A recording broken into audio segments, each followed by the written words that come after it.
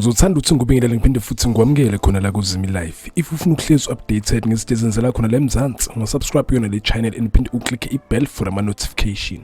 Kwi-video yethu namhlanje sibe sikhuluma ngakho lapha nokudlula emhlabeni kwakhe lapha umama uZanele Magwaza Msibi. Ngawo-ke lapha uMande kwaphuma indaba ukuthi uZanele Magwaza Msibi udlulile khona lapha emhlabeni. The timing be-report ukuthi udlulile emhlabeni abazi ba-report ukuthi yini imbangela ukuthi edlule emhlabeni. Into abayi-reporta nje ukuthi ebe-admitwe khona lapha emhlanga hospital khona lapha eDurban. Even ingane yakhe edume igama likaMamlambo khona lapha uzalo naye kazi update lutho. Abantu athi lokho bebuza ku social media ukuthi ahlahle kwenzakaleni. Even shona lapha NFP imbala naye kazi update lutho. Kodwa abagcine beyivezile yona lapha cause of death yakhe nalapha uZanele Magwaza Msibi. Lezi indaba ayireport yo lapha iDaily Sun namhlanje kuseni. Babe sebeveza ukuthi udlule emhlabeni ngenxa yawo lapha iCovid-19 and baphinde futhi baveza ukuthi besehleli boma 2 weeks khona lapha esibhedlela. Basho lapha ukuthi kwabanaso lapha i-stroke before kodwa bathe yiCovid-19 nje manje emthathe emhlabeni. Nesimo sakhe impela sempilo bavezile ukuthi ahlahle besingekho vele right. And baphinde futhi baveza indaba yakhe lapha uMamlambo ukuthi uzothatha i-break khona lapha uzalo